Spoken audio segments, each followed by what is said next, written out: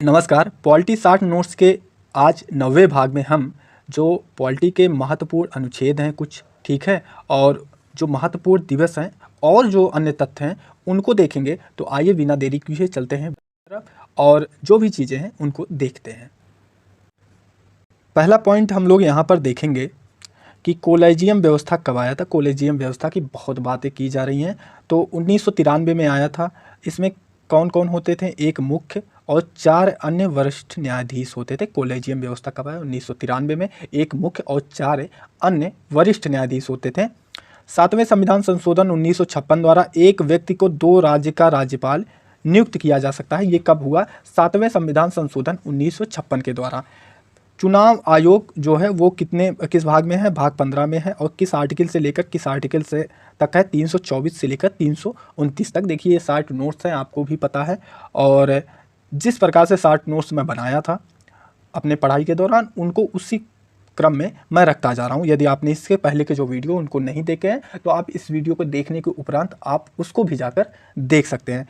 चुनाव आयोग से संबंधित जो भाग 15 में आर्टिकल हैं, क्योंकि यहाँ से प्रश्न बहुत पूछे जाते हैं तो उनको देख लेते हैं। आर्टिकल 324, इसमें क्या हुआ था कि भारत का निर्वाचन आयोग कार्य, गठन एवं अन्य प्रक्रियाओं की बात की गई है आर्टिकल 324 में। ठीक है, भारत का निर्वाचन आयोग, उनके कार्य, गठन एवं अन्य प्रक्रिया। वहीं पर आर्टिकल 325 में धर्म, जाति, वर्ग, लिंग के आधार पर नामावली से अयोग्य नहीं, मतलब आपका नाम काटा नहीं जा सकता नामावली से, ठीक है, वो 325 में बात की गई है। वहीं पर 326 में वयस्क मताधिकार का प्रावधान किया गया है। कहाँ पर? 326 में। उसके बाद देखेंगे 327 में विधायिका द्वारा चुनाव संबंधित कानून बनाने की शक्ति। कहाँ है? 327 में विधायिका द्वारा चुनाव संबंधित कानून बनाने की शक्ति कहाँ है? 327 में। वहीं 328 में राज्य विधानमंडल के चुनाव संबंधी कानून बनाने की शक्ति 328 में। जबकि 329 में निर्वाचन संबंधित मामलों में न्यायालय हस्तक्षेप वर्जना, मतलब निर्वाचन संबंधित मामलों में न्यायालय के हस्तक्षेप की जो वर्जना है वो कहाँ पर? आर्टिकल 329 में। उसके बाद हम लोग मैटर देख लेते हैं। सीजीआई को चुनाव आयुक्त के जो संबंधित जो मतलब पैनल बना था उससे हटा दिया गया। पहले क्या थे? जो सीजीआई थे वो जो चुनाव आयोग का जो मतलब चुनाव आयोग को नियुक्त करने के लिए जो पैनल गठित होता था उसमें कौन होते थे? पहले प्रधानमंत्री होते थे, विपक्ष के नेता होते थे और प्रधानमंत्री द्वारा नामित कैबिनेट मंत्री होते थे, और एक सीजीआई, जो सीजीआई होते थे वो होते थे। लेकिन अब सीजीआई को हटा दिया गया। ठीक है, अब इससे संबंधित जो भी मतलब मामले चल रहे हैं न्यायालय, अब न्यायालय क्या मानता है क्या नहीं, उसके बाद जो निर्णय आएंगे आप उनको याद कर लीजिएगा। वर्तमान समय में जो सीजीआई को चुनाव आयुक्त के सिलेक्शन पैनल से हटा दिया गया है। उसके बाद अगला पॉइंट हम लोग देख लेंगे विधानसभा सीटें कुछ राज्यों की हैं, उनको देख लेते हैं। जो एग्जाम में पूछे जाते हैं उन्हीं को मैं नोट किया हूँ। जैसे उत्तर प्रदेश में 403 सीटें हैं। ठीक है, उत्तर प्रदेश में कितनी? 403। पश्चिम बंगाल में 294 सीटें, महाराष्ट्र में 288, बिहार में 243, तमिलनाडु में 234 और मध्य प्रदेश में 230 सीटें। तो कहाँ कहाँ पर है एक बार पुनः देख लेते हैं। कितना? उत्तर प्रदेश में 403 है, सबसे ज़्यादा है। पश्चिम बंगाल में 294 है, वहीं पर महाराष्ट्र में 288, बिहार में 243, तमिलनाडु में 234, वहीं पर मध्य प्रदेश में 230 सीटें हैं। इसके बाद हम लोग देख लेते हैं एक समिति है, इससे संबंधित बहुत प्रश्न पूछे जाते हैं और मैं अपने शॉर्ट नोट्स के और वीडियोज में इनको भी बताया हूँ, क्योंकि जब शॉर्ट नोट्स बना रहा था तो ये क्वेश्चन मतलब मैं 2-3 जगह इन पॉइंटों को नोट कर लिया था। बहुत पूछे जाते हैं यार, हर एग्जाम में पूछ लेता है, इसीलिए मैं नोट कर लिया हूँ। तो समिति है जैसे 1957 में बलवंत राय मेहता समिति का गठन हुआ था। उसके 10 साल बाद 1977 में अशोक मेहता समिति, 1984 में CH हनुमंता राव समिति, जबकि 85 में GVK राव समिति और 86 में LM सिंघवी समिति और 1988 में PK थुंगन समिति। इनका सीक्वेंस मैं यहाँ पर लिख कर रखा हूँ, आप नोट कर सकते हैं और याद कर सकते हैं या वीडियो के माध्यम से, जैसे भी आपकी इच्छा होगी।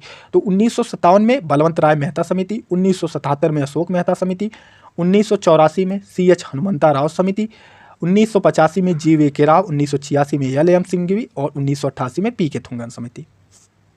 इसके बाद हम लोग देख लेते हैं राजभाषा से संबंधित कुछ आर्टिकल या अनुच्छेद हैं और इससे प्रश्न पूछे जाते हैं, इसलिए मैंने इनको भी नोट किया है। राजभाषा संबंधित जो प्रावधान है वो भाग 17 में है और आर्टिकल जो है वो 343 से लेकर 351 में है। जैसे 343 में क्या कहा गया है, संघ की भाषा हिंदी एवं लिपि देवनागरी होगी। ये बात कहाँ की गई है, आर्टिकल 343 अनुच्छेद 343 में कि संघ की भाषा हिंदी होगी और लिपि देवनागरी होगी। वहीं पर 344 में राष्ट्र राजभाषा संबंधित आयोग गठित कर सकता है, मतलब राष्ट्र जो है राजभाषा संबंधित आयोग गठित कर सकता है, ये 344 में इसकी बात की गई है। वहीं पर 345 में राज्य की राजभाषा संबंधित उपबंध, ये 345 में, जबकि 346 में एक दूसरे राज्य से पत्रादि की भाषा, मतलब जो पत्र व्यवहार करते हैं एक दूसरे राज्य, उनकी भाषा क्या होगी, इससे संबंधित जो बातें की गई हैं 346 में की गई। वहीं पर 347 में किसी राज्य की जनसंख्या के किसी भाग पर बोले जाने वाली भाषा, इससे संबंधित जो बातें हैं वो 347 में है। वहीं पर आर्टिकल 348 में देखेंगे उच्चतम एवं उच्च न्यायालय की भाषा। तो प्रश्न पूछता है कि जो उच्चतम एवं उच्च न्यायालय की भाषा है, इससे संबंधित जो प्रावधान है वो किस अनुच्छेद में किए गए हैं, तो 348। वहीं पर 349 में भाषा संबंधित विधियां, मतलब संशोधन संबंधित जो बातें की गई हैं वो कहाँ पर है, 349 में भाषा संबंधित विधियां संशोधन 349 में। 350 और 351 बहुत ही इंपॉर्टेंट है, क्या बातें की गई इनको देख लेते हैं 350-51 में। जैसे 350 में क्या बातें कही गई हैं कि कोई व्यक्ति किसी अधिकारी को राज्य में प्रचलित किसी भाषा में अभ्यावेदन दे सकता है, ठीक है, मतलब कोई बातें अपनी प्रस्तुत कर सकता है पत्र के माध्यम से या किसी माध्यम से कोई भी व्यक्ति। वहीं पर 350 का में प्राथमिक स्तर पर मातृभाषा में शिक्षा की सुविधा, इसकी बातें 350 का में की गई है। वहीं पर 350 खा में कि भाषाई अल्पसंख्यक हेतु अधिकारी की नियुक्ति, मतलब भाषाई अल्पसंख्यक हेतु अधिकारियों की नियुक्ति करेगा, कौन करता है, राष्ट्रपति करता है। वहीं पर 351 में हिंदी भाषा के विकास हेतु निर्देश की बात की गई है 351 में। इसके बाद हम लोग अगला पॉइंट देखेंगे, संविधान सभा में 389 सदस्य थे। देखिए इस वीडियो में आर्टिकल, महत्वपूर्ण तथ्य, दिवस, ये सभी है। देखो इसको थोड़ा मुझे इस अगले पेज के पहले पढ़ना था, लेकिन कोई बात नहीं, बाद में ही पढ़ देते हैं इसको। तो संविधान सभा में 389 सदस्य थे, 296 ब्रिटिश भारत से और 93 देसी रियासत से, ठीक है। प्रश्न पूछता है 296 ब्रिटिश भारत से थे, 389 टोटल थे और 93 भारतीय रियासत से थे, ठीक है। और 396 में 292 11 प्रांतों से थे और 4 कमिश्नरी प्रांतों से थे, इस बात को आप याद रखिएगा।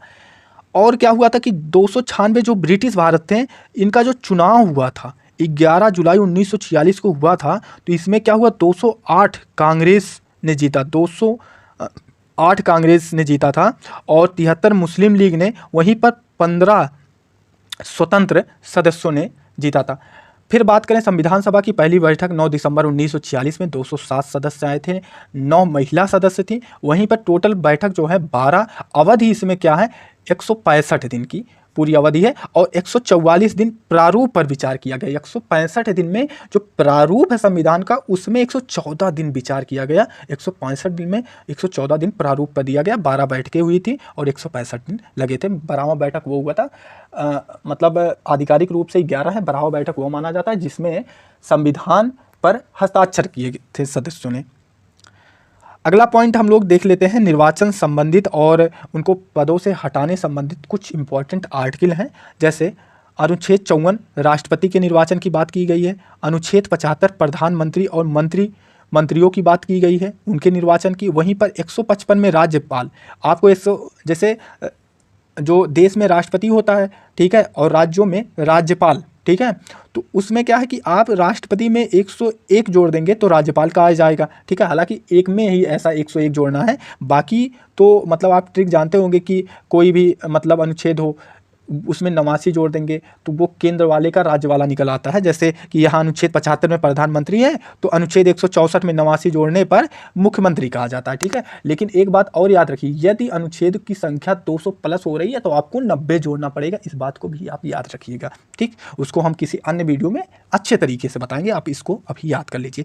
अनुच्छेद 61 में किसको हटाया जाएगा, राष्ट्रपति को महाभियोग द्वारा। अनुच्छेद 67 खा में उपराष्ट्रपति को हटाया जाता है। वहीं पर अनुच्छेद 90 में राज्यसभा का जो उपसभापति होता है उसको हटाया जाता है और अनुच्छेद 94 से स्पीकर लोकसभा अध्यक्ष को हटाया जाता है। ये काफ़ी इंपॉर्टेंट है, इनको आप याद रखिएगा। उसके बाद एक पॉइंट है कि संयुक्त बैठक कब कब हुए थे, इस बात को याद रखिए कि संयुक्त बैठक कब कब हुआ था। जैसे पहला हुआ था 1961 में, दहेज निरोधक से संबंधित जो बातें थी उनसे संबंधित पहली बैठक हुई थी 1961 में। वहीं पर दूसरी 1978 में बैंक सेवा अधिनियम बिल से संबंधित था। वहीं पर 2002 में आतंकवाद निरोधक विधेयक से संबंधित था। ये तीनों 3 बार संयुक्त बैठक हुए थे। अभी भारतीय इतिहास में, जो भारतीय संविधान का इतिहास है, 3 बार संयुक्त बैठक हुए थे। कौन? 1961 में दहेज से संबंधित, 1978 में बैंक सेवा जो उससे संबंधित, 2002 में आतंकवाद निरोधक विधेयक से संबंधित। इसके बाद हम लोग अगला पॉइंट देखेंगे 42वां संविधान संशोधन 1976 भाग 4 में हुए परिवर्तन। ठीक है, क्या क्या 42वां संविधान संशोधन द्वारा भाग 4 में परिवर्तन हुए, इससे संबंधित प्रश्न बनते हैं, तो उनको मैंने नोट किया है कि 39 का में समान न्याय एवं निःशुल्क कानूनी सहायता 42वां संविधान संशोधन 1976 द्वारा जोड़ा गया। 19 जोड़ा गया कि बच्चों के स्वास्थ्य विकास के अवसर की सुविधा। 43 का जोड़ा गया उद्योगों के प्रबंध में श्रमिकों की भागीदारी। वहीं पर 48 का जोड़ा गया पर्यावरण संरक्षण, संवर्धन एवं वन्यजीव सुरक्षा। प्रस्तावना में कुछ चीज़ें हुई हैं, इसमें प्रमुख वाद है प्रस्तावना से संबंधित। कब हुए थे, क्या बातें की गई, उसको देख लेते हैं। 1960 में बेरूबारी वाद हुआ था। बेरूबारी वाद में क्या कहा?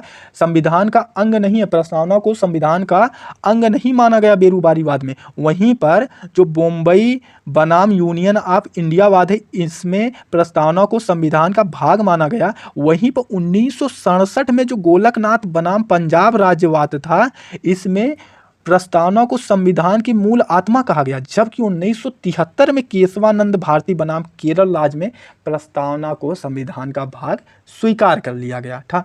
ठीक, आप इस चीज़ को याद कर लीजिए, या तो वीडियो के माध्यम से पढ़ते रहिएगा, 1-2 बार 3 बार रिवीजन कर लीजिएगा, या तो आप नोट्स बना लीजिएगा, क्योंकि ये सब इंपॉर्टेंट मैटर है भाई। मेरा तो हो ही गया, मैं सोच रहा हूँ कि और लोगों का भी कल्याण हो जाए। इसके बाद जो अगला पॉइंट है लेखानुदान। इस लेखानुदान क्या होता है कि निश्चित अवधि के लिए धन निकालना, ये लेखानुदान इसको कहते हैं। नीति निर्मोदन प्रस्ताव, जब बजट की मांग 1 रुपये कर दिया जाए, ये बहुत पूछता है कि जब बजट की मांग को 1 रुपये कर दिया जाए तो उसको क्या कहा जाएगा? नीति निर्मोदन प्रस्ताव। वहीं पर मितव्ययिता प्रस्ताव कि बजट एक निर्दिष्ट राशि घटा दी जाए। मतलब बजट मतलब जैसे 7,000 करोड़ का है तो उसमें से 2 लाख, 4 लाख, 10 लाख ऐसे कोई राशि घटा दो आप, बस वही है कि मितव्ययिता प्रस्ताव आता है। सांकेतिक प्रस्ताव में क्या होता है कि बजट की मांग से 100 रुपया कम कर दिया जाए। मतलब सांकेतिक रूप से आपकी बातें मांग ली जाती हैं और जो बजट की मांग है उसे 100 रुपया कम कर दिया जाता है। ये पक्ष विपक्ष का मामला होता है, उसकी बातें हैं। अगला जो पॉइंट है वो अनुच्छेद 170 है। अनुच्छेद 170 में कुछ बातें हैं, उसको देख लेते हैं। अनुच्छेद 170 के अनुसार विधानसभा में 500 से अधिक एवं 60 से कम सदस्य नहीं होने चाहिए।